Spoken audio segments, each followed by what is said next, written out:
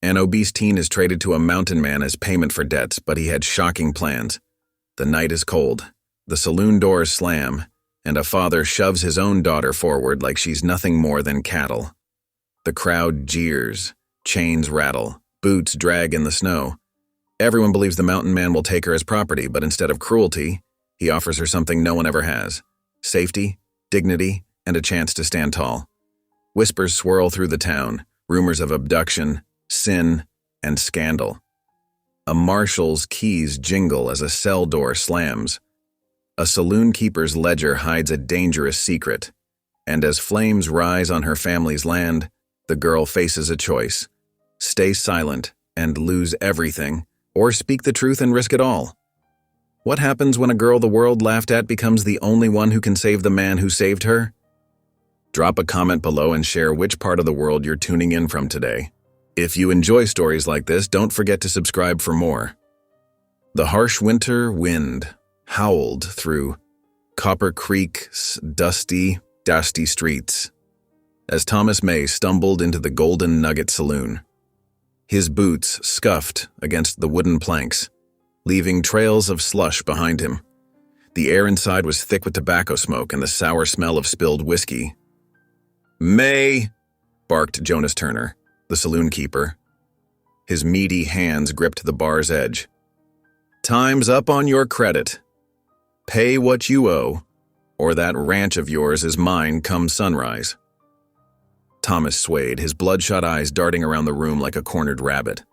The other patrons turned to watch, some sneering, others shaking their heads in disgust. He'd borrowed against his failing ranch one too many times. "I ain't got the money," Thomas slurred, "but I got something else." He lurched toward the saloon doors. "Wait here." The men muttered among themselves as Thomas disappeared into the night. Minutes later, he returned, roughly shoving his daughter Anna through the doorway. She stumbled, her arms wrapped protectively around herself against both the cold and the men's stares.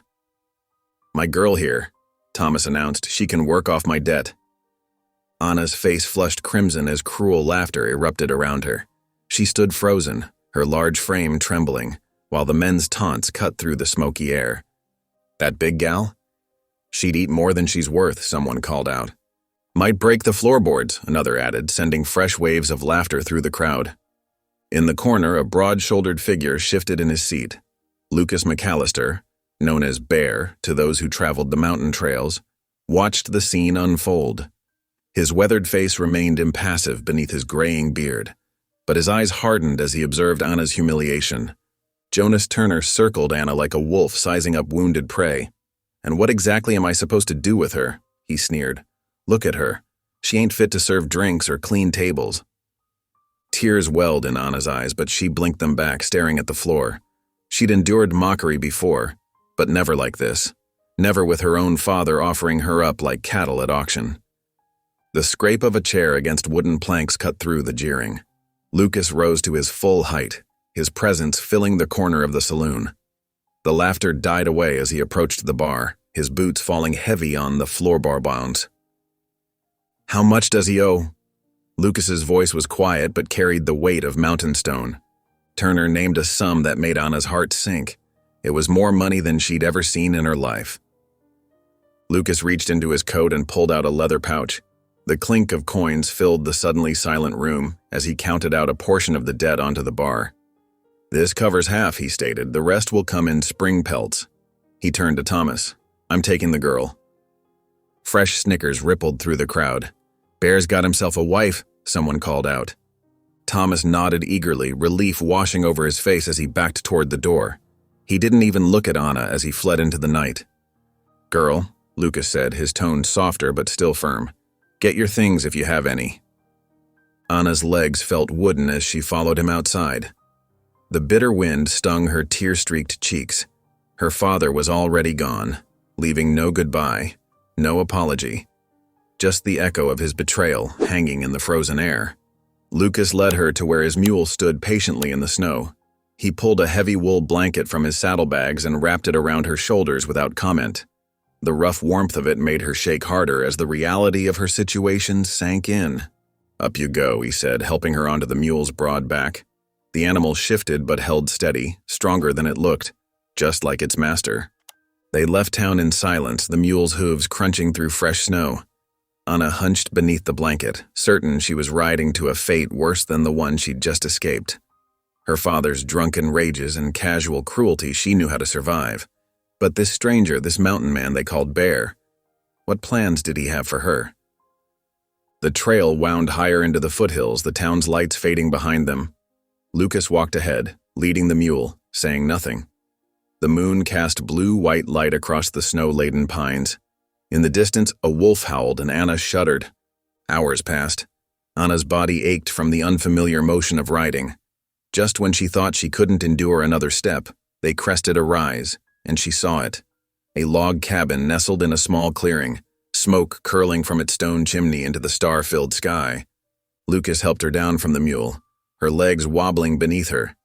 He led her to the cabin's door, opened it, and ushered her inside.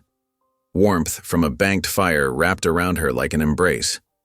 While Lucas tended to his mule, Anna stood rooted just inside the door, taking in her surroundings. The cabin was simple but solid. One room with a stone fireplace, a narrow bed against one wall, a table with 2 chairs, and shelves lined with provisions. Dried herbs hung from the rafters, and a rifle rested on pegs above the door. Lucas returned, shaking snow from his coat. He moved to the fireplace and began building up the fire, his broad back to her as he worked. Anna watched him, fear and confusion warring in her chest.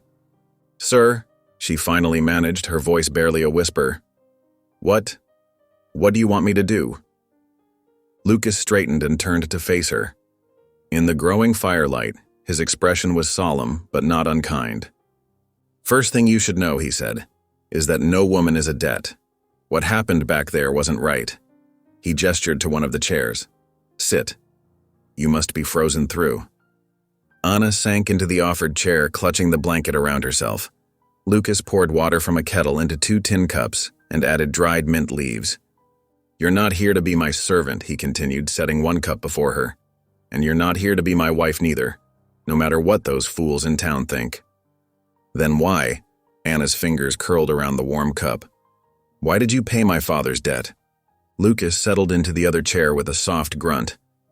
"Because I've seen too many young souls broken by other folks' selfishness. What your father did, trading his own daughter." He shook his head. "That ain't the way of things.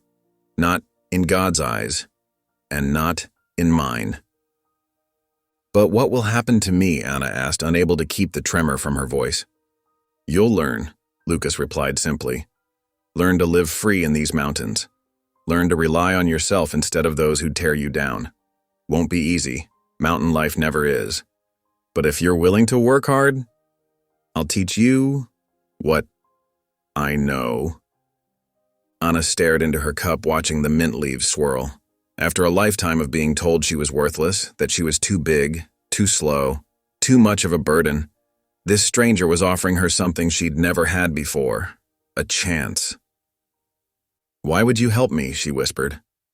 Lucas was quiet for a long moment, his eyes distant. "Because 20 years ago, someone helped me when I was lost. Showed me there was more to life than violence and regret." He met her gaze. "Sometimes a soul needs nothing more than a chance to find their own path." Tears spilled down Anna's cheeks, but for the first time that night, they weren't tears of shame or fear.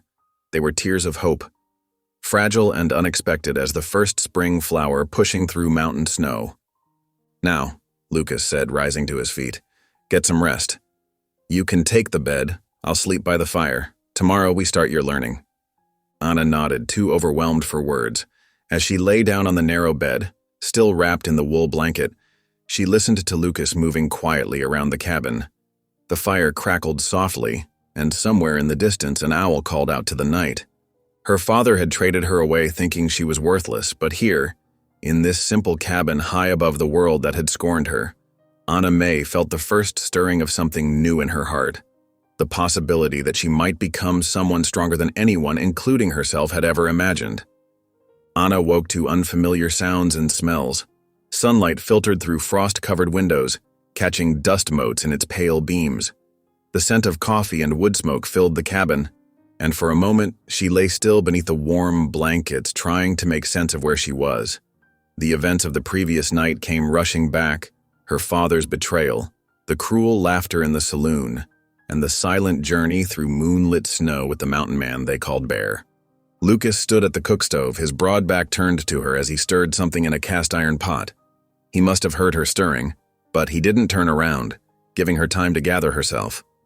Anna appreciated that small kindness, using the moment to smooth her hair and straighten her wrinkled dress. "Morning," Lucas said finally, still focused on his cooking. "Coffee's hot if you want some." Anna slid from beneath the blankets, keeping them wrapped around her shoulders like armor. Her feet touched the rough wooden floor, and she winced at the cold. "Thank you," she murmured, though she wasn't sure if she was thanking him for the coffee or for not staring at her. "Sit," he said, gesturing to the table with his wooden spoon. "Best start the day with something warm in your belly." Anna perched on the edge of the chair, watching as Lucas poured coffee into a tin cup and set it before her. Steam rose from the dark liquid, carrying with it memories of mornings at home. Before her mother died, before her father started drinking, before everything went wrong. "Sugar's there if you want it," Lucas said, pointing to a small ceramic jar. He turned back to the stove and began spooning what looked like corn mush into 2 bowls. "Now then," he said, setting one bowl in front of her and taking his seat across the table. "Reckon you'll want to know what's what around here." Anna wrapped her hands around the coffee cup, letting its warmth seep into her cold fingers. She nodded, not trusting her voice. "Cabin ain't much," Lucas continued, "but it's solid. Keeps the weather out and the warmth in." He pointed toward the back of the room. "That's your bunk there, and mine's over yonder. Ain't much privacy, but I respect a person's space." Anna's eyes followed his gesture. 2 narrow bunks occupied opposite corners of the cabin, each with its own chest for belongings. The arrangement was simple, but thoughtful. The bunks were positioned so that neither could see the other directly. "Cook stove works fine," Lucas went on. "Got provisions stacked in the lean-to out back. Enough to last the winter if we're careful. Spring Creek runs nearby. Never freezes completely. Good water there." He paused to eat a spoonful of mush, giving Anna time to process his words. She stared into her bowl, waiting for the other shoe to drop. In her experience, men's kindness always came with a price. As if reading her thoughts, Lucas set down his spoon. "Girl," he said, his voice gentle but firm. "I meant what I said last night. You ain't here to be a servant or anything else. You're here to learn how to make your own way in the world." Anna's spoon trembled in her hand. "I don't understand," she whispered. "Why would you help me?" Lucas was quiet for a long moment, considering his words. "Sometimes," he said finally, "the Lord puts people in our path for a reason. Ain't our place to question why, just to do what's right." He stood abruptly, crossing to a trunk near his bunk. "Speaking of which," he said, returning with a bundle of cloth, "can't have you freezing to death out here." He set the bundle on the table between them. Anna unwrapped it carefully. Inside was a set of sturdy wool clothes, trousers, a thick shirt, warm socks, and a heavy coat. Beneath these lay a pair of boots, well worn, but solid. "They belong to my sister," Lucas explained, turning back to his breakfast. "She passed on some years back. Reckon they'll fit you well enough." Anna touched the clothes reverently. No one had given her anything new to wear since her mother died. Thank you," she managed. "Get changed," Lucas said. "Then I'll show you how to use snowshoes. Can't get far around here without them in winter." After breakfast, Anna changed into her new clothes behind a blanket Lucas had strung up for privacy. The clothes were warm and sturdy, if a bit loose. The boots, though, fit perfectly. When she emerged, Lucas nodded approvingly. "Better for working than that dress," he said. "Come on outside. Time you learned about mountain living." The morning air was crisp and clear, the snow gleaming like diamonds in the sunlight. Lucas showed her a pair of wooden snowshoes, demonstrating how to strap them to her boots. "These'll keep you from sinking in deep snow," he explained. "Take some getting used to, but they're necessary up here." Anna's first steps were awkward and uncertain.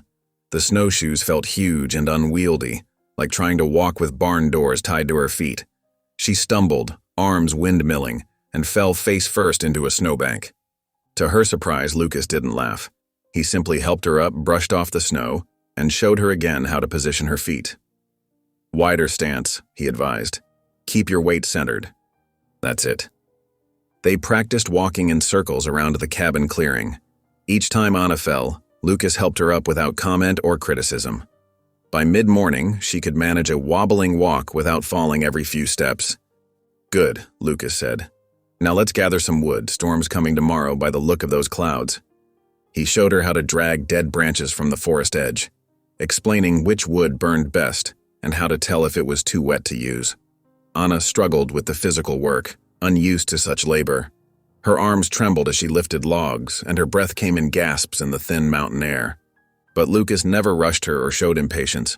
He worked steadily beside her, demonstrating proper technique and offering quiet encouragement when she managed a particularly heavy load. By dusk, Anna was exhausted. Every muscle ached and her hands were rough with splinters despite the leather gloves Lucas had given her. But the woodpile by the cabin had grown impressively, and she felt a strange pride in having contributed to it. Inside the warm cabin, Lucas set about making supper, beans simmering with salt pork and cornbread baking in the cookstove. Anna sat at the table, too tired to offer help, watching as he moved confidently around the small space. The simple meal was the best thing Anna had eaten in months. As she sopped up bean juice with a piece of cornbread, she gathered her courage to ask the question that had been burning in her mind all day. "Mr. McAllister," she began hesitantly. "Lucas," he corrected. "No need for formality up here." "Lucas," she tried again, "why did you really take me? I mean, I know what you said about doing what's right, but—" She trailed off, unable to express her confusion at his kindness. Lucas set down his spoon and looked at her directly. "Every person deserves a chance to stand tall," he said simply.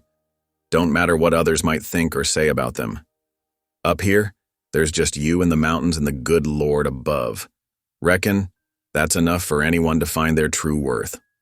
He rose and began clearing the dishes, effectively ending the conversation. But his words stayed with Anna as she prepared for bed, washing her face with melted snow water and changing into the nightdress Lucas had included with her new clothes. In her narrow bunk, listening to the pop and crackle of the banked fire, Anna lay awake for a long time. The events of the past 2 days felt almost unreal. Like a strange dream, she might wake from at any moment to find herself back in her father's shabby house, ducking his drunken temper. But the ache in her muscles was real. The warmth of her new wool blankets was real. And most surprisingly, the feeling of safety that had begun to creep into her heart was real too. For the first time in years, Anna felt no need to sleep with one eye open, no need to brace herself for harsh words or harder blows. In their place was something new and fragile, a tiny spark of hope, as bright and delicate as the stars she could see through the cabin's window. She didn't understand Lucas's kindness, couldn't quite believe it would last. But for now, wrapped in warmth and the quiet of the mountain night, Anna allowed herself to feel that spark of hope. Tomorrow would bring more challenges, more lessons in this new life. But for this moment, she was safe. For this moment, that was enough. The days settled into a steady rhythm at Lucas's mountain cabin. Each morning, Anna woke to the smell of coffee and wood smoke, no longer startled by the unfamiliar surroundings. The routine became as constant as the sun crossing the winter sky. Fetch water, tend the fire, check the woodpile. Lucas proved to be a patient teacher. He showed Anna how to swing an axe properly, his large hands adjusting her grip on the handle. "Let the weight do the work," he explained, demonstrating the motion. "No need to force it." At first, Anna could barely lift the axe, her soft hands blistered and her arms trembled with the effort. But Lucas never rushed her, never showed frustration when she needed to rest. He simply nodded and said, "Take your time. Mountain ain't going nowhere." Each evening after the day's work was done, Lucas would sit by the fire with his worn Bible. The leather cover was smooth from years of handling, the pages dog-eared and marked. He read in a low, steady voice that filled the cabin with warmth as surely as the cook stove. On the fourth night, as Lucas closed the Bible, Anna found her voice. "My pa," she began, then faltered. Lucas waited, his weathered face patient in the firelight. He wasn't always mean, she continued softly. Before Ma died, he used to laugh sometimes, but after... She twisted her hands in her lap. After, it was like something broke inside him. The drinking got worse. He'd come home angry, looking for someone to blame. Lucas listened without interruption, his blue eyes steady on her face. When she fell silent, he nodded slowly. Grief can poison a man's heart, he said. Make him forget what matters most. He set the Bible aside carefully. But that ain't no excuse for treating a child cruel. Anna blinked back tears, surprised by the gentle understanding in his voice. No one had ever acknowledged her pain so simply, so directly. I tried to be better, she whispered. To be smaller, quieter. To not need so much. Ain't nothing wrong with needing, Lucas said firmly. Lord made us to need each other. Ain't no shame in that. The next afternoon, Lucas announced it was time Anna learned to trap. He led her up a snow-covered ridge, showing her how to read animal signs in the fresh powder. See here, he pointed to tiny tracks crossing the snow. Rabbit's been through a regular. Good place for snares. He demonstrated how to set the wire loops, explaining the careful balance needed. Too tight, they'll see it. Too loose, they'll slip right through. His big hands moved with surprising delicacy as he positioned the snare. Like most things in life, it's about finding the right measure. Anna watched carefully, then tried setting her own snare. Her first attempts were clumsy, but Lucas offered quiet corrections until she got it right. They set 6 more along the rabbit trail before heading back to check the previous day's traps. To Anna's delight, they found 2 plump rabbits caught in Lucas's snares. He showed her how to retrieve them respectfully, murmuring a brief thanks to the Lord for the provision. On the walk home, the winter sunset painted the snow in shades of rose and gold. Anna's legs ached from trudging through deep drifts, but pride warmed her chest as she carried her share of the catch. A week after Anna's arrival, Lucas announced they needed supplies from town. Anna's stomach knotted at the thought of facing the townspeople again, but she knew they couldn't avoid it forever. The ride down from the mountains was quiet, the mules' hooves crunching through crusty snow. The whispers started the moment they entered town. Anna heard them clearly despite people's attempts at discretion. There's McAllister with that May girl. Living alone up there with her. Shameful business. That fat girl.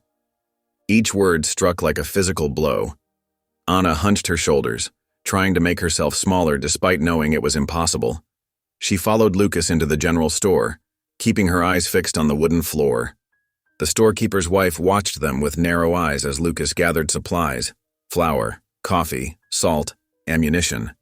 She pointedly turned her back when Anna selected thread to mend her clothes, though Lucas had told her to get whatever she needed. Outside the store, Marshal Klein approached them as they loaded the supplies. His badge gleamed in the winter sunlight, his face stern beneath his hat brim. McAllister, he said, nodding curtly. Word's spreading about your situation. Lucas continued securing the packs to the mule, his movements unhurried. Ain't no situation, Marshal. Just helping someone in need. The Marshal's eyes flicked to Anna, then back to Lucas. Maybe so. But folks are talking. You'd best not keep her long, or they'll talk worse. Anna felt her face flame with shame. She wanted to disappear into the ground to hide from the judgment in the Marshal's voice. But Lucas straightened slowly, turning to face the lawman.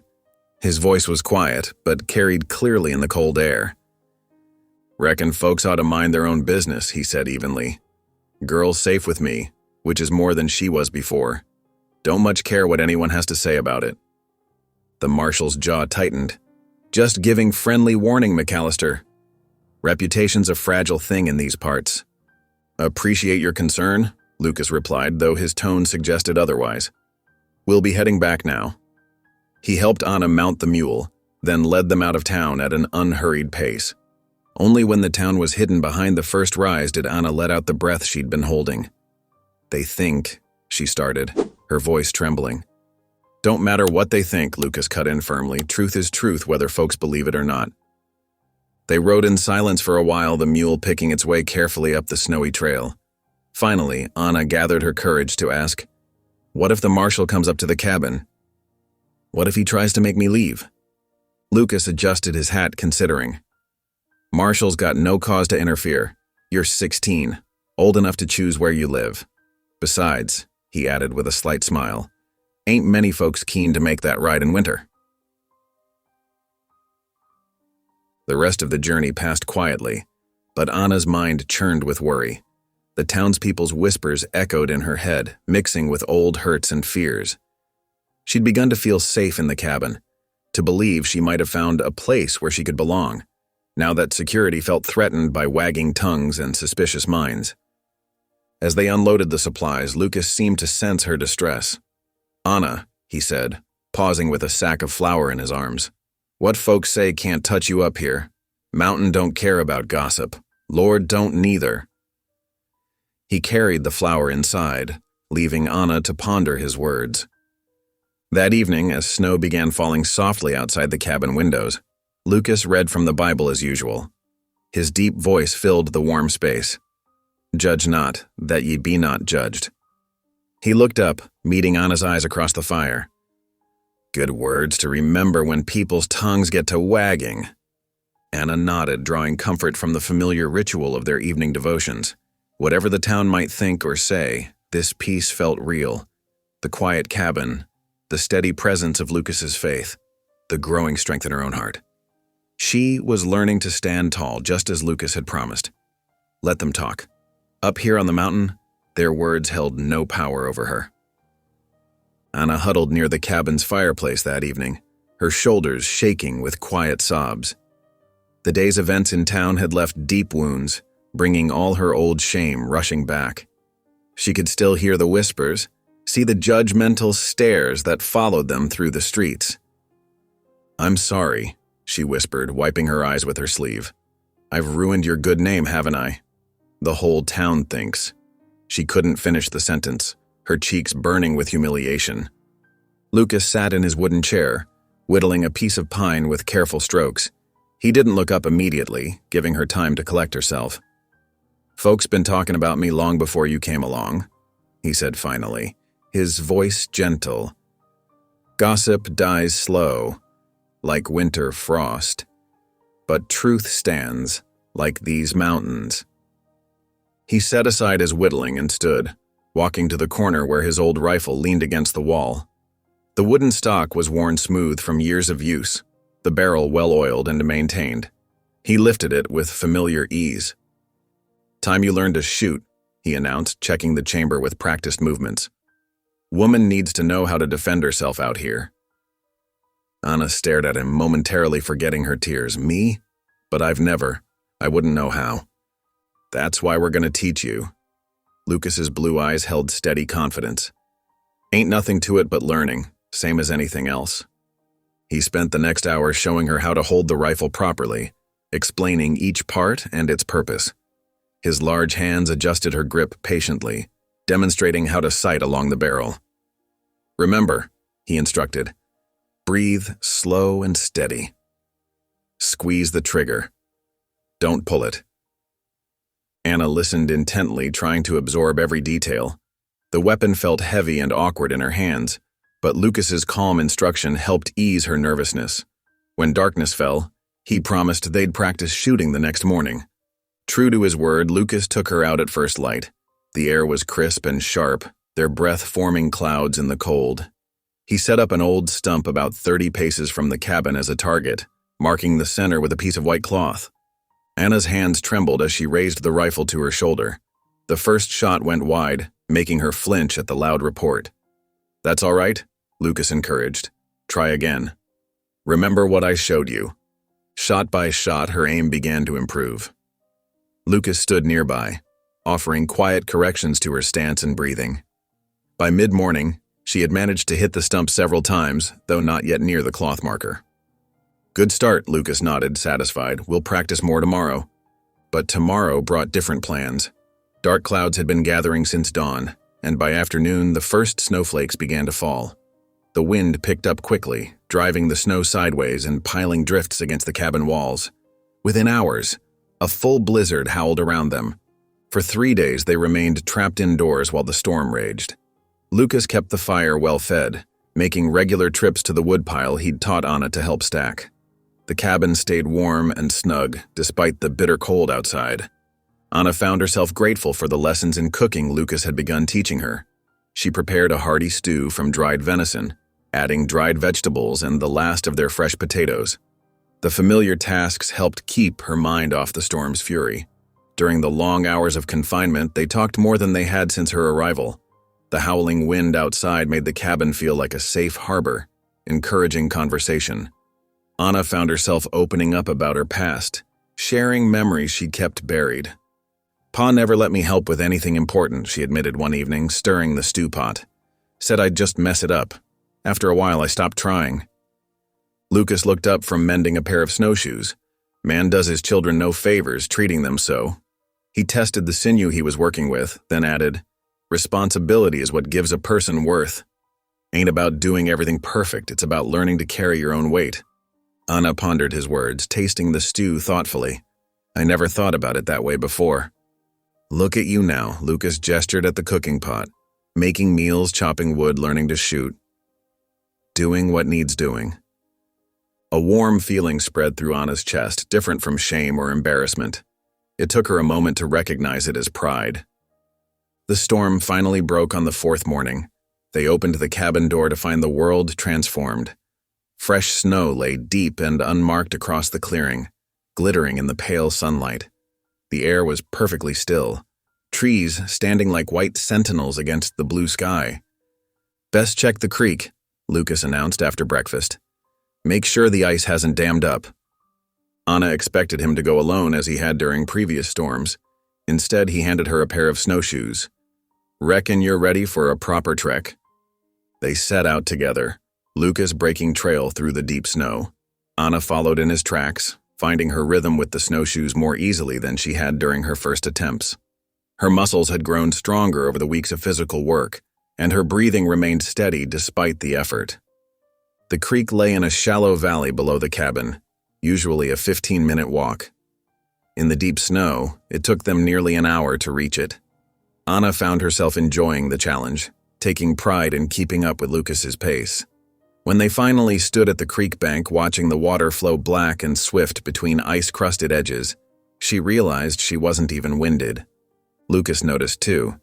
"You're getting stronger," he observed, approval warming his voice. "Few weeks ago, this walk would have laid you flat." Anna smiled, feeling the truth of it in her body.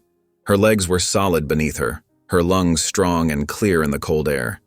Even her customary shame felt lighter, as if she'd left some of it behind in the snow-filled tracks of their journey. "Thank you," she said suddenly, surprising herself, "for teaching me, for believing I could learn." Lucas adjusted his hat, looking out over the pristine landscape. "Ain't nothing to thank me for.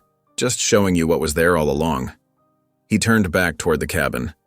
"Come on, let's head back before the sun gets too high." They made their way home through the glittering morning, their snowshoes leaving parallel tracks in the fresh snow.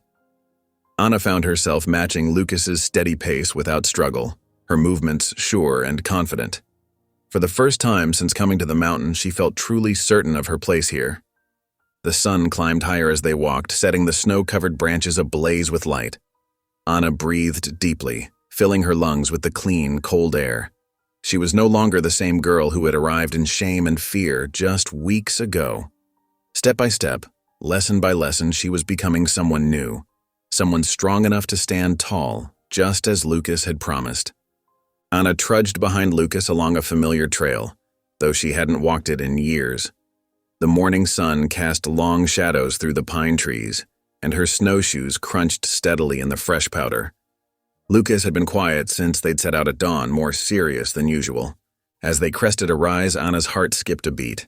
Below lay the remains of her childhood home, her mother's ranchstead. The sight hit her like a physical blow. The main house stood dark and empty, its windows broken and roof partially collapsed. The barn listed dangerously to one side, its timbers blackened by an old fire. Weeds poked through the snow around the yard, and the split-rail fence had fallen in several places. "I reckon it's time you knew the truth of things," Lucas said softly, stopping beside her. "Your pa didn't just drink away his own property. This land, it belonged to your mother." Anna's hands trembled as she gripped her walking stick tighter. Mama's land? Her voice came out as barely more than a whisper. Lucas nodded, his expression grim beneath his beard. Your mother filed the original claim herself before she married your pa. Built that house with her own hands and her brother's help. Rest his soul.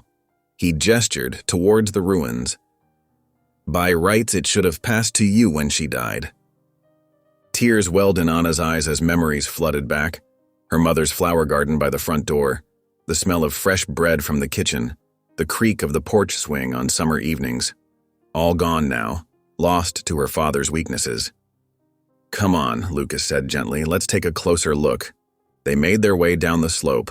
Anna's legs felt heavy as lead with each step.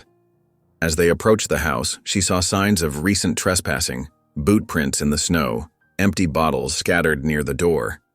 Inside, the destruction was even worse. The floor was littered with debris and water damage stained the walls where the roof had leaked.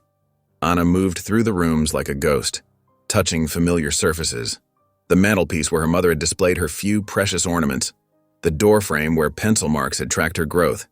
In what had been her mother's bedroom, Anna found a piece of faded calico curtain still clinging to one window. The sight of the familiar pattern, tiny blue flowers on cream background, broke something inside her. She sank to her knees, shoulders shaking with sobs. Lucas stood quietly in the doorway, giving her time to grieve. When her tears finally slowed, he spoke. There might be something we can do about this. Anna wiped her eyes with her sleeve. What do you mean? If your mother filed the original claim and there was no legal transfer of ownership, the land could still rightfully be yours. He helped her to her feet. We'd need to see the proper documents, but there's a chance. Hope flickered in Anna's chest, fragile as a candle flame. Really? Won't be easy, Lucas cautioned, but we can try. First thing is to head back before dark. Weather's turning. They had just finished securing the house's door when a movement caught Anna's eye. A rider approached from the eastern trail, his horse picking its way carefully through the snow. Lucas raised his hand in greeting, and Anna saw his posture relax. Henry, Lucas called out. Didn't expect to find you this far from the agency. The rider drew closer, and Anna saw he was a native man, probably in his 30s, dressed in a mixture of traditional and settler clothing. He sat his horse with easy grace, a Winchester rifle secured to his saddle. Bear, the man replied, using Lucas's nickname. He dismounted smoothly, leading his horse the last few steps. The elk are moving down from the high country. Thought I might find you checking your trap lines. His dark eyes moved to Anna, curious but respectful. Henry Two Moons, Lucas made the introduction. This here's Anna May. I'm teaching her mountain ways. Welcome to the high country, Henry said, inclining his head slightly. The elk have been crossing 2 ridges north of here. If you're hunting, watch for their sign where the aspens thin out. They're pawing for grass there most mornings. Anna found herself warming to his calm, dignified manner. Thank you, she replied. I'm still learning to track properly. Watch the way they break the small branches, Henry advised. Elk move like water through the trees. Their trails tell stories if you learn to read them. The wind was picking up, driving loose snow across the ground. Lucas glanced at the sky. We'd best make camp before dark. Henry, you're welcome to share our fire. Henry accepted with a nod, and they made their way to a sheltered hollow Lucas knew. As darkness fell, they sat around a small fire, sharing coffee and jerky. Anna wrapped her hands around her tin cup, grateful for its warmth. I saw something interesting in town yesterday, Henry said after a while, his voice careful. Was delivering messages to the Indian agent, and the saloon keeper's office door was open. Couldn't help but notice his ledgers. Lucas's eyes sharpened. Oh, many entries looked wrong. Numbers changed, dates crossed out. Henry took a slow sip of coffee. Made me think of stories I've heard about inflated debts, loans that never seem to get paid off no matter how much money changes hands. Anna's heart began to pound. She thought of her father perpetually in debt, always claiming the amounts kept growing no matter what he paid. Those ledgers would be mighty interesting to see up close, Lucas mused, especially if they show what was really owed on certain properties. The safe isn't always locked during business hours, Henry offered quietly. and the saloon keeper gets careless when he drinks, which is often these days. They talked late into the night, speaking of possibilities.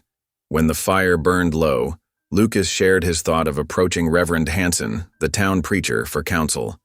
He's a good man, Lucas explained, knows the law, and he's not afraid to stand up to the saloon keeper's crowd. Anna lay awake long after the others had fallen silent, staring up at the stars through the pine branches. The raw ache of seeing her mother's ruined home was still there, but now it was mixed with something else, a fierce determination she'd never felt before. If there was even a chance of reclaiming what rightfully belonged to her family, she would fight for it. The wind whispered through the trees, and somewhere in the darkness an owl called. Anna pulled her blanket tighter, thinking of her mother's strength in claiming this land, in building a home from nothing. Perhaps some of that strength lived on in her, waiting to be discovered. Tomorrow they would return to Lucas's cabin and begin planning their next steps. But tonight, for the first time since her father had traded her away, Anna felt the stirring of real hope. Not just for survival, but for justice. For the chance to rebuild something that had been wrongfully destroyed. In the dying firelight, she watched Henry and Lucas sleeping peacefully, grateful for these unexpected allies. Whatever came next, she was no longer alone in her struggle. She had found people willing to stand beside her, to help her fight for what was right. The discovery that she might have a legal claim to her mother's land had changed everything. It wasn't just about having a place to call home. It was about reclaiming her mother's legacy, about standing up to those who had taken advantage of her father's weaknesses. With Lucas's guidance and Henry's help, perhaps she could find a way to make things right.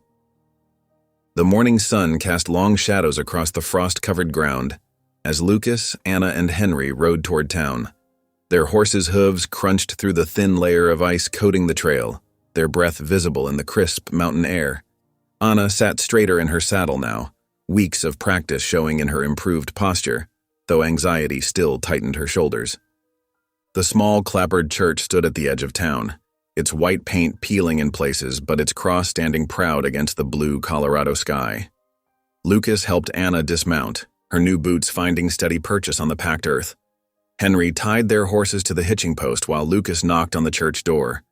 Reverend Josiah Wilkes answered, his weathered face creasing into a welcoming smile. His black coat was thread-worn at the elbows, but clean and properly buttoned. "Brother McAllister," he said warmly, "it's been too long since you've graced our services." "Reverend," Lucas nodded respectfully, "we've come seeking your counsel if you have a moment." The preacher's kind eyes took in Anna and Henry, showing no surprise at their unlikely grouping. "Please, come in where it's warm." Inside, the church was humble but well kept. Sunlight streamed through plain glass windows, illuminating rough wooden pews and a simple altar. A pot-bellied stove in the corner provided welcome heat. The Reverend gestured for them to sit in the front pew while he pulled up a chair to face them. "Now then," he said gently, "what brings you here today?" Anna's hands twisted in her lap. Lucas gave her an encouraging nod, and she took a deep breath. "Sir," she began quietly, "I need help with proving something about my mother's land."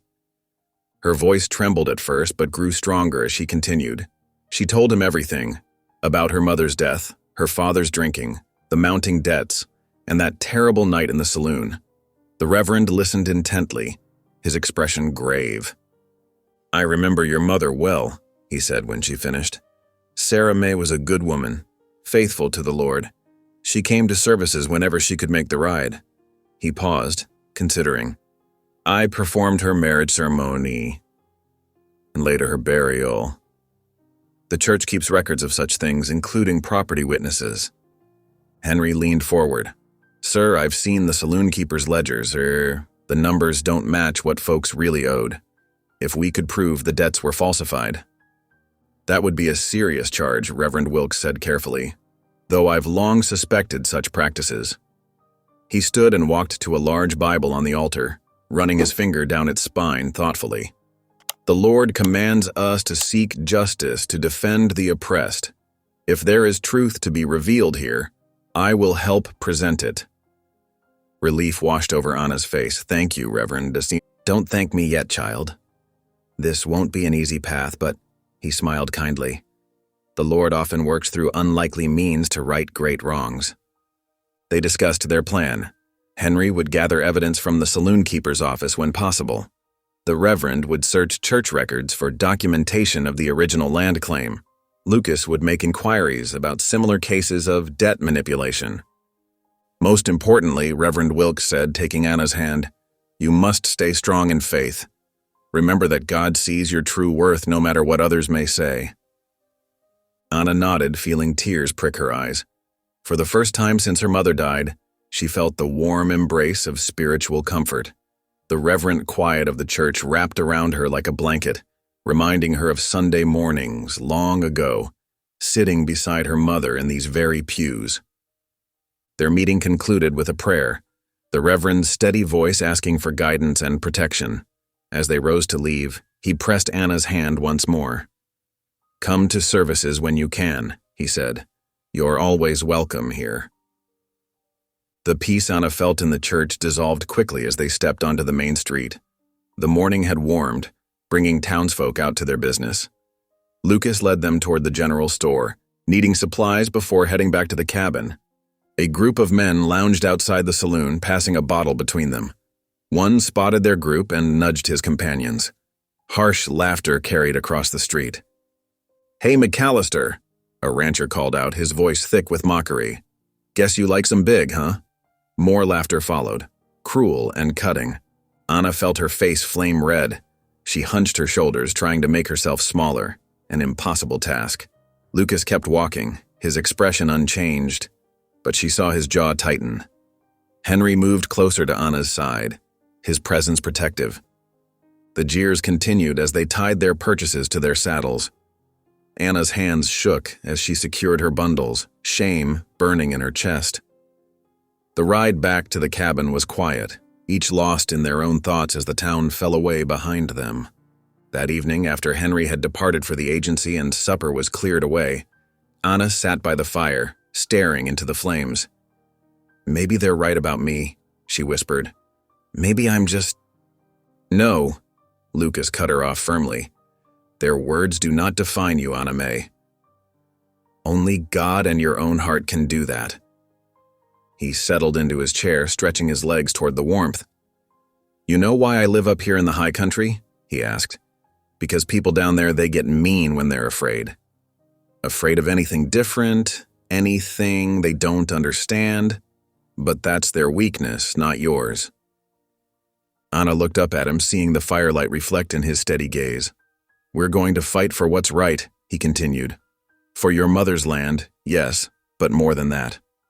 We're fighting for your dignity, for your right to stand tall and proud no matter what anyone says." "You really think we can win?" she asked softly. "I reckon that depends on what you mean by winning." Lucas poked at the fire, sending sparks dancing up the chimney. "Maybe we get your land back, maybe we don't. But if you learn to hold your head high, to know your own worth despite what others say, well, that's a victory they can't take from you." Anna thought about that for a long while, remembering Reverend Wilkes's kind words, Henry's respectful manner, and Lucas's unwavering support. Perhaps God had sent these unlikely angels to help her find not just justice, but her own strength. Outside, an owl called into the growing darkness. The fire crackled softly, and Anna felt the familiar peace of the cabin settle around her. Whatever challenges lay ahead, she was no longer facing them alone. She had found allies in her fight for justice, and more importantly, she had found people who saw her true worth. Lucas was right. Their cruel words need not define her. She was her mother's daughter, and with God's help, she would find the courage to prove it. The mountain winter settled into a steady rhythm, each day building upon the last like layers of snow on the peaks. Anna found comfort in the predictable routine Lucas had established. Every morning, they rose before dawn, when the cabin's wooden walls still held the night's deep chill. Lucas would stoke the cook stove's embers while Anna fetched fresh water from the creek, her snowshoes leaving familiar tracks in the pristine powder. Today was no different. Anna's muscles had grown accustomed to the weight of the water buckets, no longer trembling under their load. She paused at the cabin door, watching her breath form clouds in the crisp air. The sun hadn't yet crested the eastern ridge, but pale light painted the snow in shades of blue and pearl. Inside, Lucas had coffee brewing. The rich aroma filled the small space, mixing with wood smoke and the lingering scent of last night's cornbread. Anna set the buckets down carefully, removing her snow-crusted boots by the door. "Mighty fine morning," Lucas commented, pouring 2 tin cups of steaming coffee. He'd taught her to drink it black, saying sugar was a luxury they couldn't always count on having. Anna had grown to appreciate its bitter warmth. "Weather's holding fair," she replied, accepting the cup gratefully. Her voice carried new confidence these days, no longer falling into whispers. "Reckon we could get some wood chopping done before the clouds move in?" Lucas nodded approvingly at her weather sense. He'd shown her how to read the sky, to notice the subtle signs of changing conditions that could mean life or death in the high country. "That we can. But first, breakfast." They shared a simple meal of cornmeal mush with dried apples, eating in comfortable silence. Anna noticed her clothes fitting looser these days, though she tried not to dwell on it. The constant physical work had begun reshaping her body, but more importantly, it had strengthened her spirit. After breakfast, they headed to the woodpile. Lucas demonstrated proper technique as he had countless times before, showing her how to let the axe's weight do the work. "No need to force it," he reminded her. "Just guide it true." Anna's swings had grown more precise over the weeks.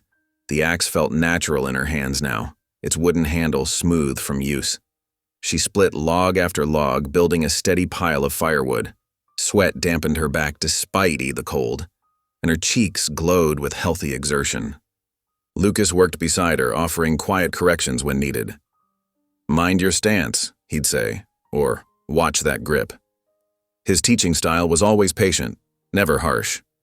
Anna had come to understand that his gruff manner masked a genuinely kind heart. By mid-morning, they had a good store of wood split and stacked. Lucas suggested they check on her mother's old ranchstead while the weather held.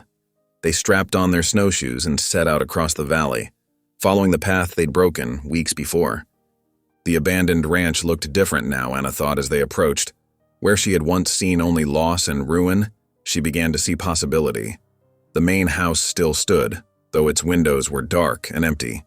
The barn's roof had partially collapsed under heavy snow, but its sturdy log walls remained true. "Could be made right again," Lucas said, reading her thoughts as he often did. "Good bones here, just needs proper care." Anna walked the property slowly, remembering summer gardens and spring calving seasons.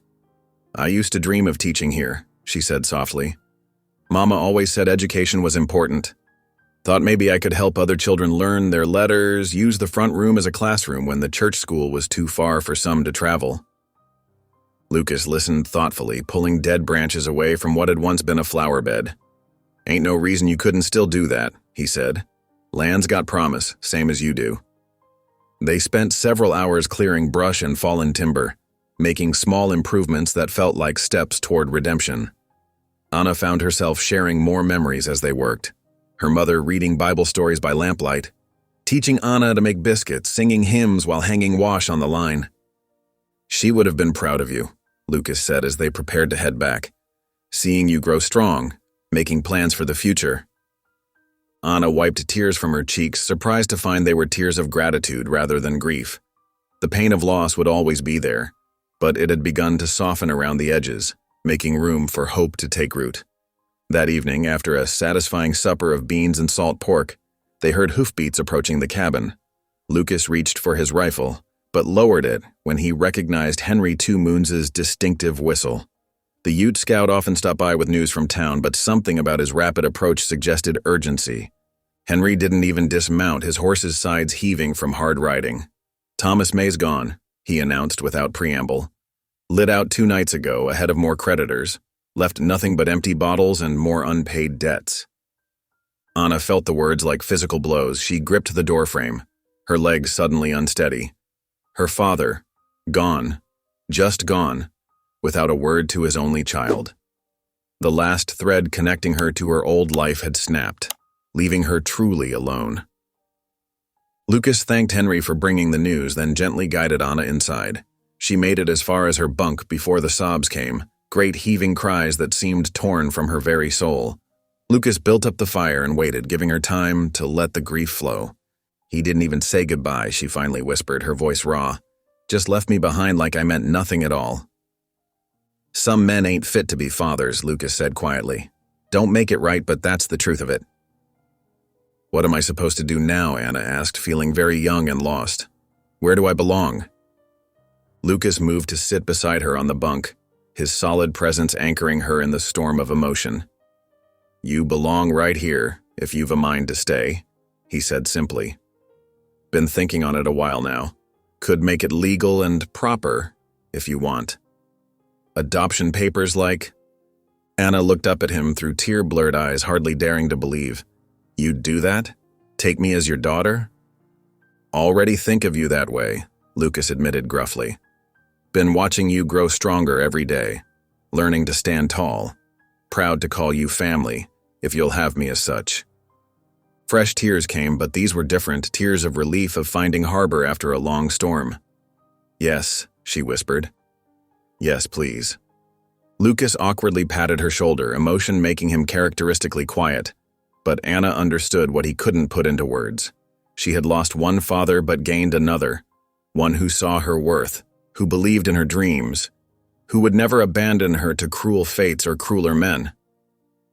The fire crackled warmly, and outside an owl called into the gathering dusk. Anna dried her eyes, feeling the weight of old grief lifting. She was no longer Thomas May's unwanted burden. She was Lucas McAllister's daughter, and in that knowledge she found the strength to face whatever tomorrow might bring. "Reckon we should have some tea," Lucas said after a while, moving to put the kettle on. "Then maybe read a spell before bed." Anna smiled through the last of her tears, recognizing their evening ritual for the comfort it was. "I'd like that," she said, and meant it with all her heart. The evening shadows lengthened across the cabin floor as Anna stirred the pot of venison stew simmering on the cook stove. Lucas sat at the rough-hewn table, mending a tear in his wool coat. The familiar domestic scene was interrupted by the sound of hoofbeats approaching at a gallop. Lucas rose smoothly, moving to the window with the quiet grace that belied his size. His shoulders relaxed when he recognized the rider. "It's Henry," he said, already reaching for the door. Henry Two Moons dismounted in one fluid motion, his face animated with suppressed excitement. In his hand, he clutched a leather document case. "Found what we've been looking for," he announced without preamble, following Lucas inside. Anna's heart began to pound as she watched Henry carefully remove several folded papers from the case. The lamplight caught his sharp features as he spread them across the table. "These here are copies of the real ledgers," Henry explained, his finger tracing lines of careful notation. "And these," he produced another set of papers, "are the ones Mr. Crawford's been using to collect debts. See how the numbers don't match?" Lucas leaned in close, his brow furrowed in concentration. "How'd you come by these?" "Crawford's new clerk ain't as loyal as the old one," Henry said with a slight smile. "Amazing what folks will share when they're treated with respect and offered a fair wage to do what's right." Anna approached the table hesitantly, her hands trembling as she looked at the documents. The columns of numbers swam before her eyes, but even she could see the glaring differences between the two sets of records. "Here," Henry pointed to a specific entry. "Your father's original debt was less than half what Crawford claims. He's been adding false charges, inflating interest, marking payments as missed when they were made on time." "That's why Papa could never get ahead," Anna whispered, anger and grief warring in her chest. No matter how hard he worked, the debt just kept growing. Lucas's face had grown stormy. "Crawford's been doing this to others too, I reckon." Henry nodded grimly. "Half the counties in his book seems like most folks can't read numbers well enough to catch the fraud. Those who might, he keeps drunk or scared." "We take this to the marshal," Lucas decided, straightening to his full height. "First thing tomorrow morning." Anna's stomach knotted with anxiety. What if he doesn't believe us? "That's why I got witnesses ready to speak," Henry said. "The clerk, 2 ranchers who've been keeping their own records, even the telegraph operators willing to testify about messages Crawford sent, threatening folks who asked too many questions." Hope bloomed in Anna's chest, fragile but persistent. For the first time, she could see a path to justice, not just for herself, But for everyone, Crawford had cheated. They stayed up late into the night, going over the evidence again and again, planning their approach. Henry would ride ahead at first light to gather the witnesses. Lucas and Anna would follow later, timing their arrival at the marshal's office for mid-morning when the town would be busy with witnesses to whatever might unfold. Anna barely slept, her mind racing with possibilities.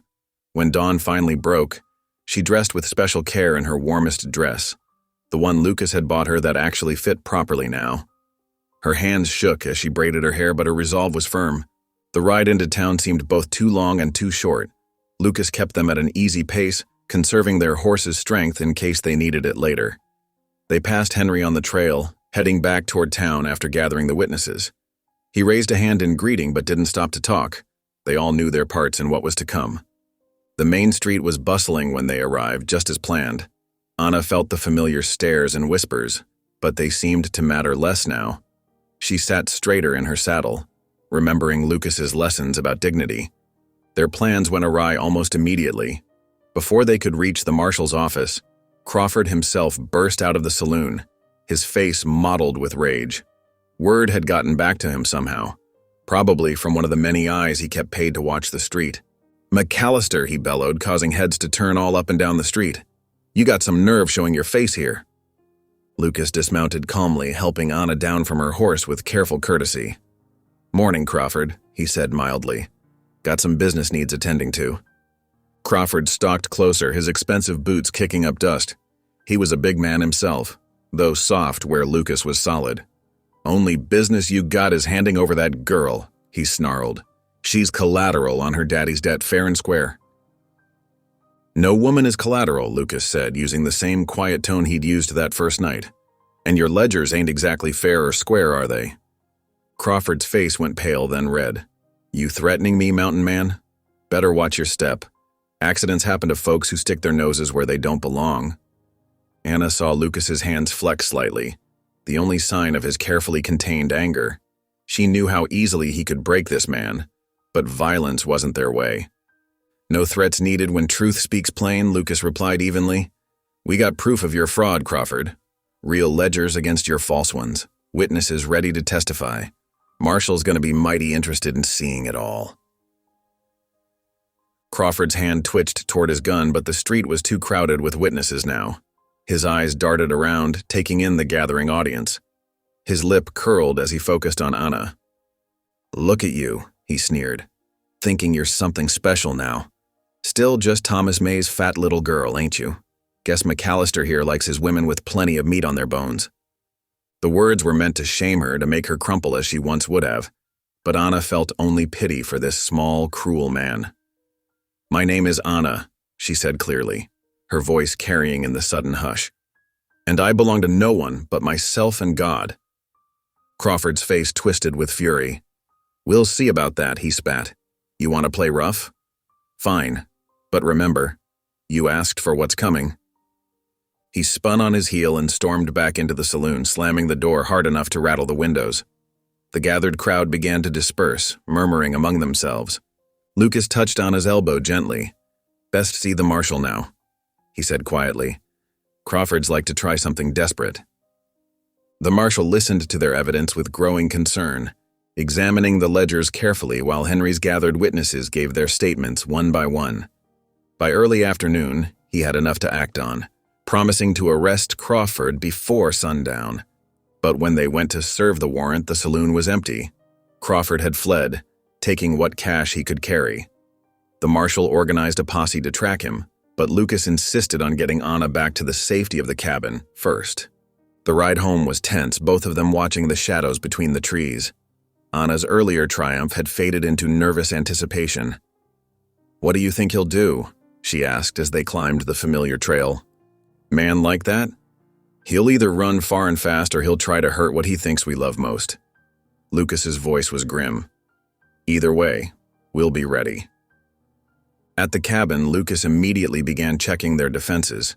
He moved Anna's bunk away from the window, secured the heavy shutters, and made sure their water barrels were full in case they had to wait out trouble.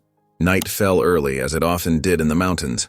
Anna tried to keep busy, but her hands shook as she attempted to mend a shirt. Every sound made her jump, a branch scratching the roof, a coyote's distant cry, the normal settling of the cabin's logs in the cold. Lucas sat in his chair by the fire, methodically cleaning his rifle. The familiar click and scrape of the cleaning rod was oddly comforting. Anna watched his big hands move with such careful precision over the weapon. "I'm scared," she admitted finally, hating how small her voice sounded. Lucas looked up, his eyes gentle in his weathered face. "That's natural," he said. "Courage ain't about not being scared. It's about standing firm without striking first. Being ready to defend what's right, but not letting fear or anger rule your actions." He set the rifle aside and beckoned her closer. When she perched on the arm of his chair, he patted her hand awkwardly but affectionately. "You showed real courage today, speaking truth to Crawford like that. Your mama would have been proud." Anna blinked back tears, leaning slightly against his solid shoulder. "I just want it to be over," she whispered. "To live in peace, maybe fix up Mama's ranch someday, help other people like you helped me." "We'll get there," Lucas promised. "Truth's got a way of coming out no matter how folks try to bury it. Crawford's days of hurting people are done, one way or another." They sat together in companionable silence, watching the fire dance behind the stove's grating. Outside, the wind sighed through the pines, and somewhere in the distance, an owl called, nature's familiar lullaby. Despite her fear, Anna felt safer than she ever had in her father's house. Lucas resumed cleaning his rifle, each motion deliberate and practiced. "Courage is standing without striking," he murmured, almost to himself. "But wisdom is being ready when standing ain't enough." The mountain nights grew colder as winter deepened its grip. Anna lay awake in her bunk, listening to the wind whistle through the pine boughs outside. Lucas's steady breathing from across the cabin usually brought her comfort, but tonight she felt uneasy. Something didn't feel right. A twig snapped outside, too sharp to be natural. Lucas was instantly alert, his rifle already in his hands as he moved silently to the window. Anna held her breath, straining to hear. More footsteps crunched in the snow, trying to be quiet but betrayed by the frozen crust. "Stay low," Lucas whispered, barely audible, behind the stove. Anna slipped from her bunk, crouching in the shadows, her heart hammered against her ribs as voices drifted through the walls. "McAllister," a rough voice called out. "Got a message from Crawford. Says you'd best reconsider your position." Lucas didn't answer. He stood absolutely still, watching through a crack in the shutters. "You hearing us, Mountain Man?" Another voice, closer now. "Hate to see anything happen to your cozy setup here." The crack of splitting wood made Anna jump. Someone was taking an axe to the woodpile. "That's just for starters," the first voice shouted. "Next time might be them pretty horses of yours. Or maybe that fat girl you're so fond of." Lucas's jaw tightened, but he remained silent. The men continued their taunting, destroying more of the woodpile. After what seemed like hours but was probably only minutes, they grew bored with the lack of response. "Remember the message." One of them fired a shot into the air before they rode away, their horses' hooves fading into the night. Lucas waited a full 10 minutes before relaxing his stance. "You all right?" he asked Anna softly. She nodded, though her hands were shaking. "They'll be back, won't they?" "Likely." Lucas checked the other windows before helping her up. "Crawford's desperate now. Desperate men do foolish things." They didn't sleep much that night, both too alert for more trouble. As dawn approached, Anna dozed fitfully in her bunk while Lucas kept watch. The first gray light revealed the destruction outside, wood scattered everywhere, axe marks scarring the cabin's door. But worse was yet to come. That evening, Henry appeared on their doorstep, his usually calm face tight with worry. "Smoke rising from the valley," he reported. "Your mother's ranch." They rode hard through the gathering dusk, Lucas leading the way down familiar trails. The smell hit them first, burning wood and something else, something chemical. As they crested the final ridge, Anna's heart sank. The ruins of her mother's ranch house, already damaged from years of neglect, were fully ablaze. Flames leaped high into the darkening sky, consuming what little remained of her childhood home. But it wasn't just the house. The barn, the corrals, even the old ledger house where records had been kept. All were burning. "They're destroying the evidence," Anna whispered, horrified. Everything that could prove the fraud. Movement caught Lucas's eye. Several mounted figures were still visible, watching their handiwork from the far side of the property. When they spotted Lucas's party, they began to ride away. Lucas raised his rifle, but he didn't aim directly at the fleeing men. Instead, he fired 3 warning shots into the air, the reports echoing off the valley walls. The riders spurred their horses faster, disappearing into the growing darkness. "Could track them," Henry offered quietly. Lucas shook his head. "No point now. Damage is done." He turned to Anna, his face softening with concern. "I'm sorry, child. I know this place meant much to you." Anna stared at the inferno that had once been her home, tears streaming down her face. But there was anger mixed with her grief now. Anger at Crawford, at her father, at all those who had tried to steal her dignity and birthright. They couldn't do anything but watch it burn. The flames were too intense, the structure too far gone to save anything. Henry rode for town to alert the marshal, while Lucas and Anna kept vigil from a safe distance. Dawn was just breaking when they heard horses approaching. Anna expected to see Henry returning with help. Instead, Marshal Klein rode up with 2 deputies, their faces grim. "Lucas McAllister," the marshal called out, his voice formal and cold. "Step away from the girl." Lucas frowned. "What's this about, Marshal?" "Got sworn testimony about your activities with this young woman." Klein dismounted, one hand resting on his gun belt. "Multiple witnesses say you took her against her will, been keeping her isolated, corrupting her." "That's not true," Anna cried out, stepping forward. "Lucas saved me. My father was going to—" "Step aside, miss," one of the deputies ordered, pushing her roughly away from Lucas. "This is official business." Lucas hadn't moved, his expression carefully neutral. "You know these charges are false, Edwin," he said quietly. "Crawford's behind this." "Got nothing to do with Crawford," Klein replied, though he wouldn't meet Lucas's eyes. "Got respectable citizens swearing to your misconduct. Now turn around slow and put your hands behind your back." "No, please," Anna tried to run to Lucas, but the deputy held her back. "Marshal, you don't understand. Lucas is a good man. He's been protecting me." But her pleas fell on deaf ears. The marshal approached with iron manacles, and Lucas submitted without resistance, knowing that fighting would only make things worse. The metal clicked shut around his wrists with a terrible finality. "Anna," Lucas called as they led him to their horses, "remember what I taught you. Stand tall. Truth will out." She watched helplessly as they mounted up, Lucas awkwardly climbing onto a deputy's spare horse. The morning sun painted the scene in harsh light. The smoking ruins of her mother's ranch, the marshal's party riding away with Lucas in chains, her own small figure standing alone in the ashes of her past. But not quite alone. Henry materialized from the trees where he'd been watching, his face dark with anger, but his voice gentle. "They will not win," he said firmly. "I stand with you, little sister. We will see justice done." Anna squared her shoulders, remembering Lucas's lessons about dignity and courage. The tears still fell, but there was steel in her spine now. She had lost her mother, been betrayed by her father, and now Lucas had been taken from her. But she was not the same frightened girl who had arrived at Lucas's cabin that winter night. "Yes," she said, her voice stronger than she felt. "We will see justice done." Henry touched her shoulder in quiet support. "First, we gather proof that cannot burn.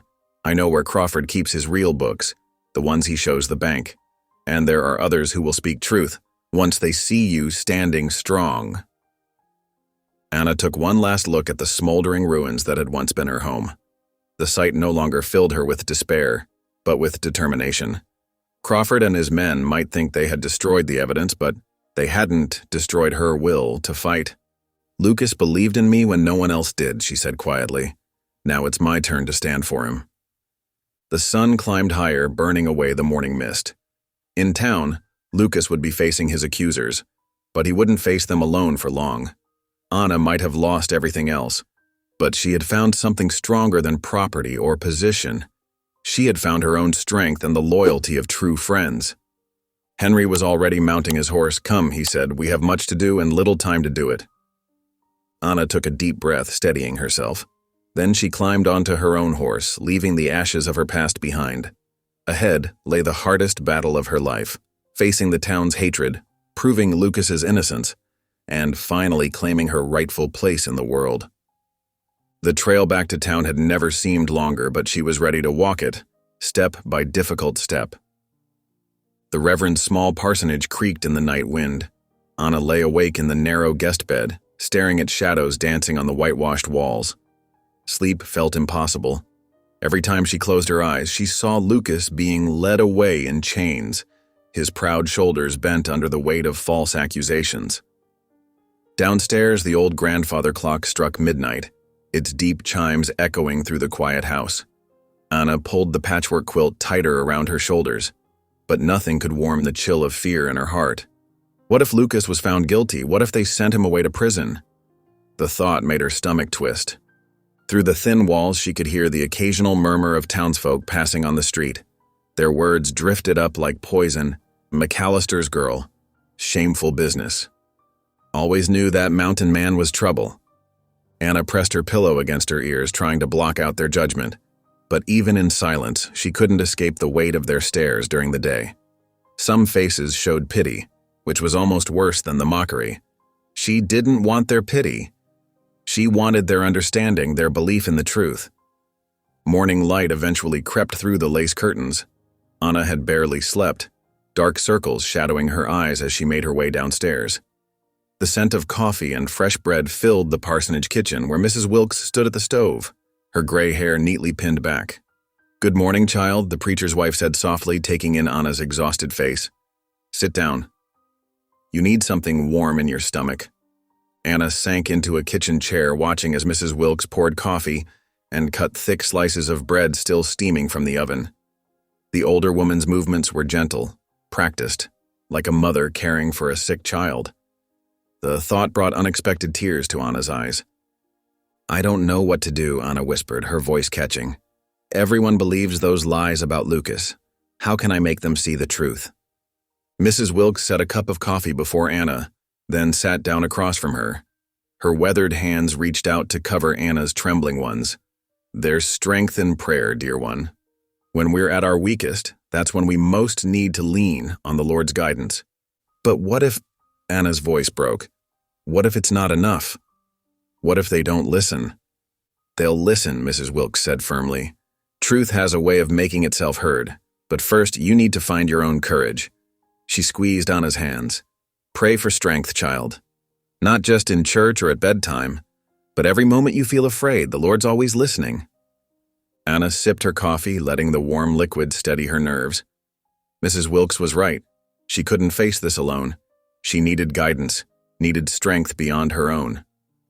After breakfast, Anna walked the short distance to the jail, her heart pounding with each step. The morning was crisp, spring flowers pushing through the last patches of snow, but she barely noticed their beauty. Her focus was entirely on the stone building ahead, where Lucas waited. The deputy at the desk barely looked up as she entered. "Here to see McAllister?" he asked gruffly. At her nod, he stood, keys jangling. 5 minutes, no more. The cell block was cold and dim. Lucas sat on a narrow cot, his big frame making the space seem even smaller.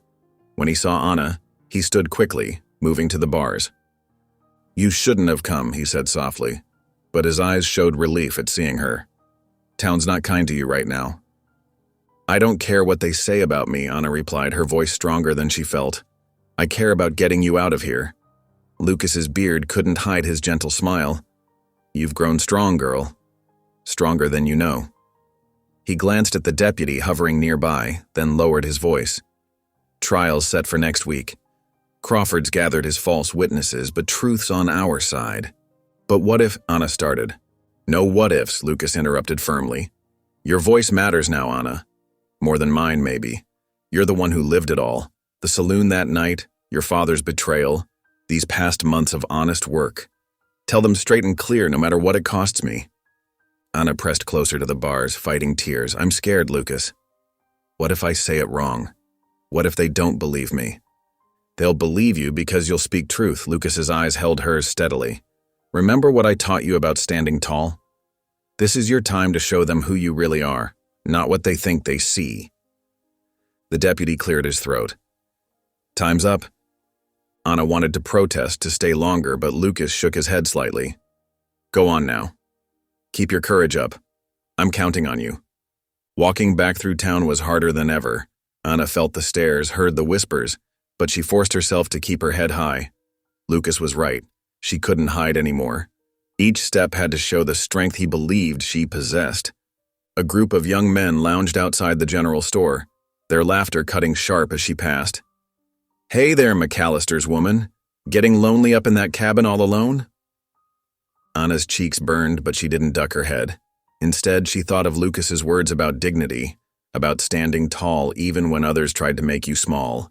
She walked past without acknowledging their taunts, though her hands trembled at her sides. Some faces showed different emotions.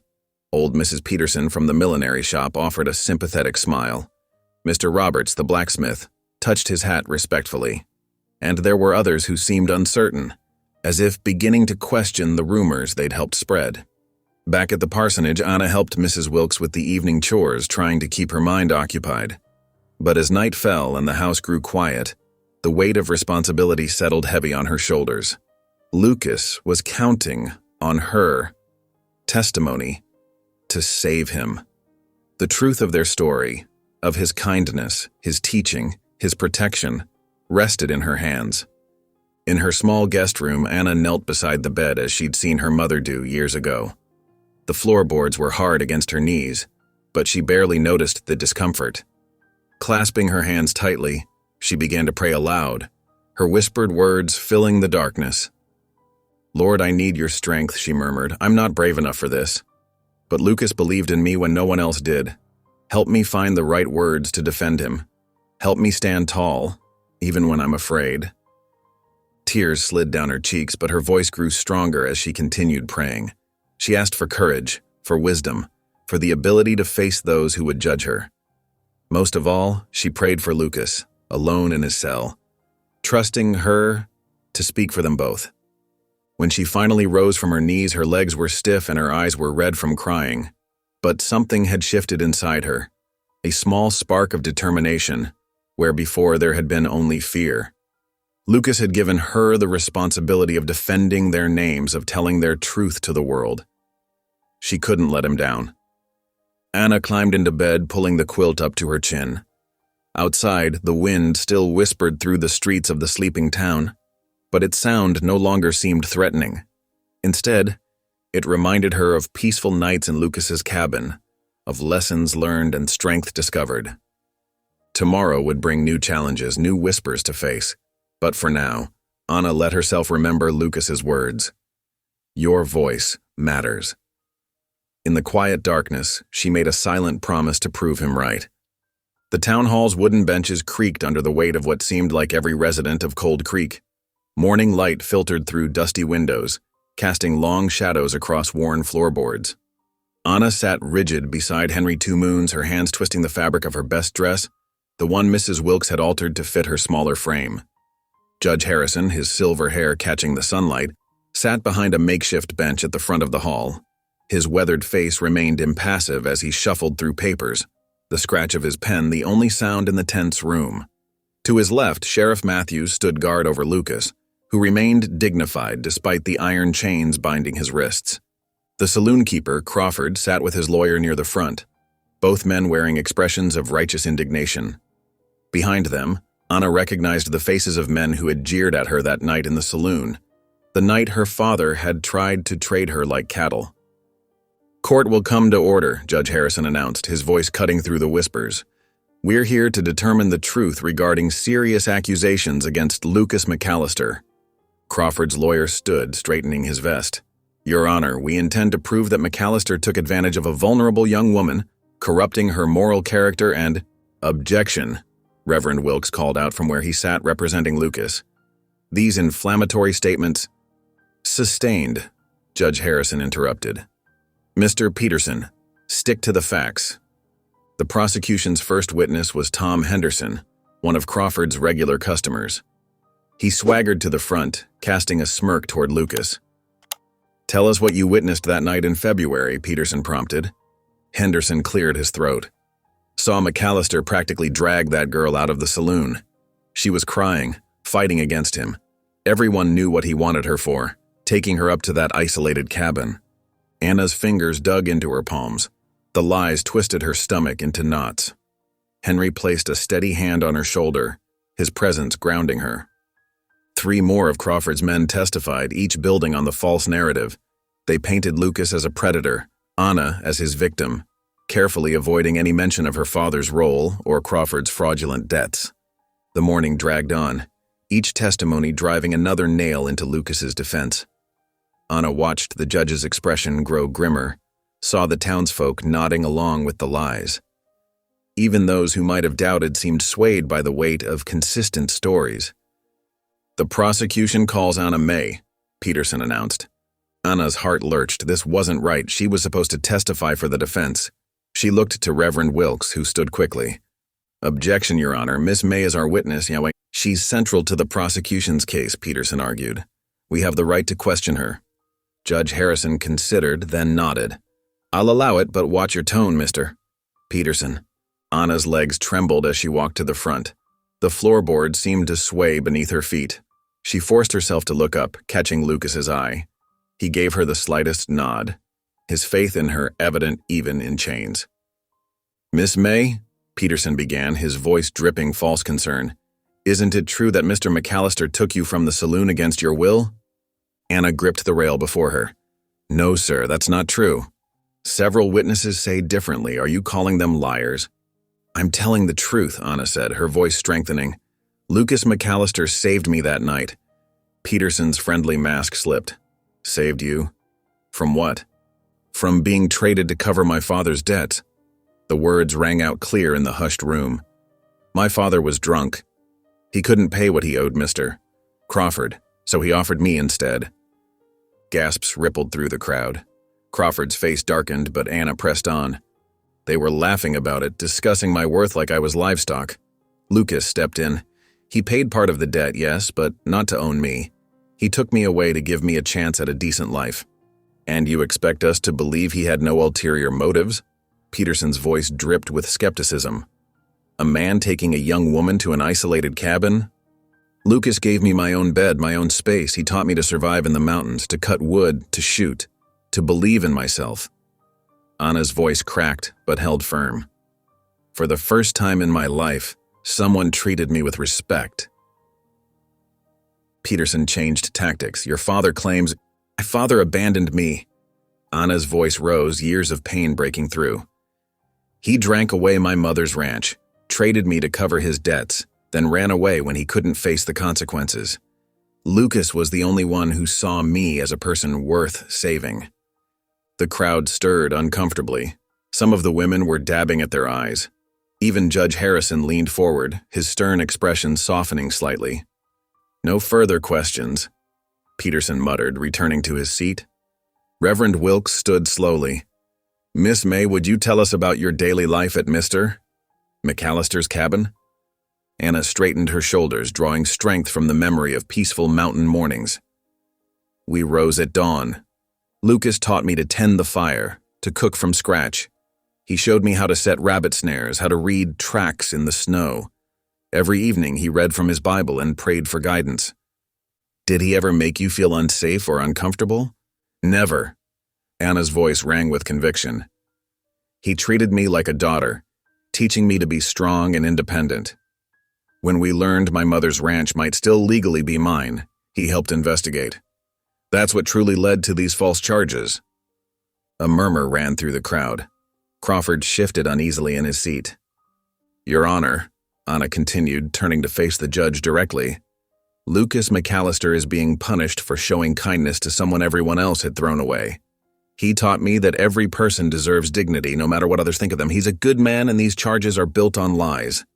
Tears spilled down her cheeks, but Anna held her head high. The weight of every stare in the room pressed against her, but she refused to shrink away. She had found her voice at last, and she would use it to defend the man who had given her back her life. Judge Harrison studied her thoughtfully. "You may step down, Miss May." As Anna returned to her seat, she felt the mood in the room shifting. The certainty of Crawford's supporters had cracked. Doubt crept into expressions that had been smugly convinced moments before. Henry squeezed her hand as she sat. "You did well," he whispered. "Truth has power when spoken brave." Lucas caught her eye from across the room, pride shining in his expression. Even in chains, he sat straighter, as if her words had lifted a burden from his shoulders. For the first time since his arrest, hope flickered in Anna's heart. The townsfolk's whispers grew louder, some defending Lucas, others still clinging to Crawford's version of events. Judge Harrison rapped his gavel, restoring order to the crowded hall. The tension in the room was electric as everyone waited to see what would happen next. Anna held her breath, clutching Henry's steady hand.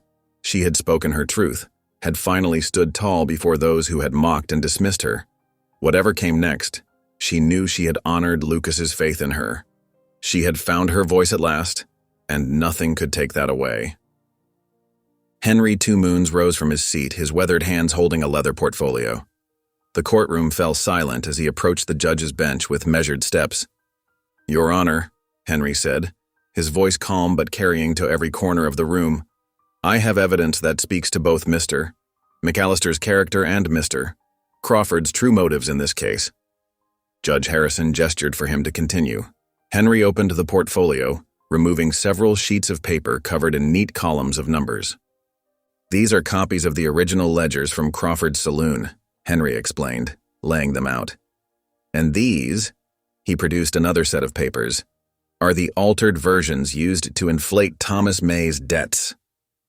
Crawford jumped to his feet. "You had no right to take those. Order!" The judge's gavel cracked sharply. "Mr. Crawford, you will remain seated or be held in contempt." Henry continued steadily. "As a licensed scout for both the Army and Indian Agency, I am qualified to verify documents. The differences between these ledgers are clear.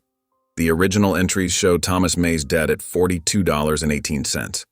The altered version claims $167. The judge leaned forward, examining the papers through his spectacles. "These alterations are crude work, Mr. Crawford. Did you truly believe no one would notice?" Crawford's face had gone pale. His lawyer shuffled papers nervously, avoiding everyone's eyes. "Furthermore," Henry continued, "I have statements from 3 of Mr. Crawford's former employees confirming they witnessed him doctoring the books on multiple occasions, not just in Mr. May's case." A low murmur rippled through the courtroom. Anna saw several other men in the crowd shifting uncomfortably, no doubt wondering if their own debts had been falsified. Reverend Wilkes stood next, producing a worn leather folder from his satchel. "Your Honor, I have additional evidence pertaining to the May family ranch." The judge nodded for him to approach. The Reverend opened the folder carefully, revealing yellowed papers inside. "These are the original deed and church records concerning Sarah May's property," he explained.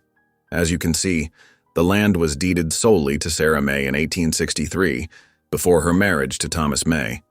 Under Colorado territory law, property owned by a woman prior to marriage remains her separate estate." He laid out several more documents. "Here is Sarah May's will, properly witnessed and recorded, leaving the ranch to her daughter Anna. The property was never Thomas May's to mortgage or trade away." Judge Harrison studied the documents intently. "These appear to be in order. Marshal Klein, would you approach?" The marshal stepped forward, his usual confidence dimmed. "Your Honor, you arrested Mr. McAllister based on accusations of impropriety with Miss May. What evidence supported these charges?" Marshal Klein cleared his throat uncomfortably. I acted on reports from several townspeople, Your Honor. They claim to have witnessed inappropriate behavior."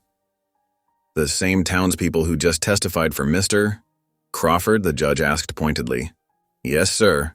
The marshal's shoulders slumped. "I realize now I should have investigated more thoroughly before making the arrest. I allowed a town gossip to cloud my judgment." "A harsh lesson in the importance of evidence over hearsay," Judge Harrison said sternly. Then his expression softened slightly. "Though it speaks well of you to admit the error." The marshal turned to face Lucas. "Mr. McAllister, I offer my sincere apology. I failed in my duty to seek truth before acting." Lucas nodded once, accepting the apology with quiet dignity. Judge Harrison shuffled the papers before him, then sat back in his chair. The courtroom held its breath.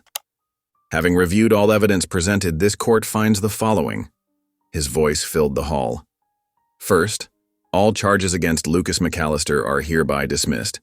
The evidence shows his actions toward Miss May were not only legal, but honorable. Anna's heart soared. She squeezed Henry's hand tightly as the judge continued. Second, this court recognizes Anna May's legal ownership of the property known as the May Ranch, as rightfully inherited from her mother, Sarah May.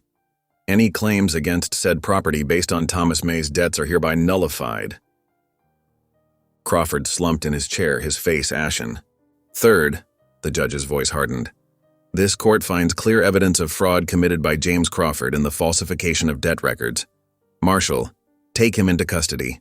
He will be held for trial on multiple counts of fraud and extortion. The marshal stepped forward, pulling out his handcuffs. Crawford tried to bolt, but two deputies blocked his path. The click of the handcuffs closing around his wrists echoed in the stunned silence. Additionally, Judge Harrison continued, I am ordering a full audit of all Mr. Crawford's business records. Anyone who believes their debts may have been falsified should speak with Marshal Klein to file a formal complaint. He lifted his gavel. This court is adjourned. The crack of the gavel released a flood of voices as the crowd erupted in discussion. Crawford was led away, his former friends turning their backs as he passed. Anna swayed slightly, overwhelmed by relief and exhaustion. The stress of the past weeks caught up with her all at once. Henry steadied her with a gentle hand on her shoulder. You stayed strong, he said softly. Creator gives special strength to those who speak truth. Lucas was already walking toward them, freed from his chains at last. His eyes were warm with pride as he looked at Anna. You did well, daughter, he said simply. Anna threw her arms around him, not caring who saw her tears.